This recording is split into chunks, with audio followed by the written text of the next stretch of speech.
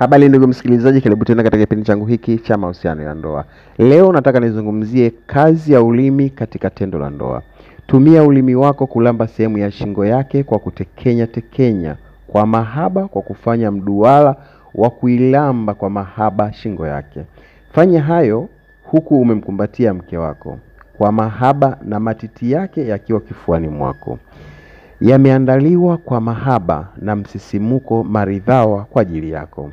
Kisha ikisi shingo yake kwa lipsi zako, kuanzia upande wa kulia na kumalizia kushoto kwake, na huku ukinyonya ngozi laini ya shingoni mwake na kuipapasa kwa ulimi mishipa ya hisia ya shingo yake.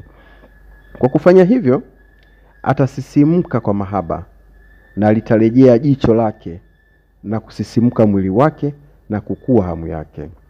Wengi katika wanawake husisimuka na upenda mno kulambwa na kunyonywa masikio yao kwa mahaba na kupigwa kisi kwa lips za mume kama ilivyo kwa mke kumfanyia mume wake.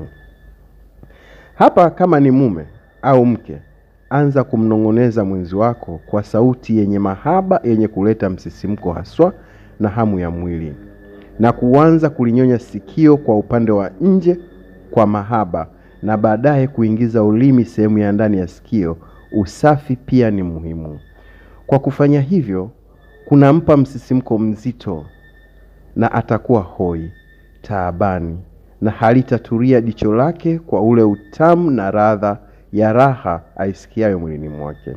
Tumia ulimi wako kulamba kwa mahaba kitovu cha mke wako, huku mikono ikiwa inatomasa nyonga za mke wako, huku ukizungusha kwa mahaba. Kinyonye haswa kitovu chake kwa mahaba, na huku ukikibusu kwa mikisi mitamu ya rojea waredi na ustadi, pasi na kuwa na pupa juu yake.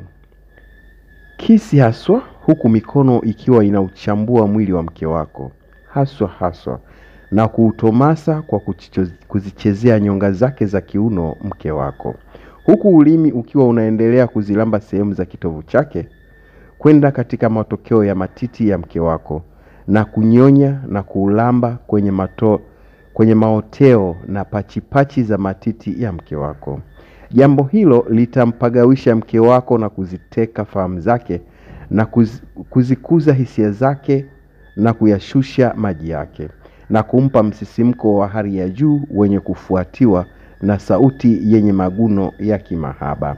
Haya nimezungumza kutokana na baadhi ya wanawake waliniuliza, hivi Makayula, kwa nini mimi nakosa hisia ninapolala na mume wangu? Kwa nini mimi sina hisia kabisa nikiwa na mume wangu? Basi mapungufu haya yanaonekana kabisa. Baadhi ya wanaume, kuna vitu huwa tunaviacha. Tunajali hisia zetu kuliko hisia za wake zetu. Basi kwa leo naomba uchukue hili nilichokueleza. Tumia ulimi wako kama ni chanzo cha kuamsha hisia kwa mpenzi wako au mke wako. Asante na karibuni tena.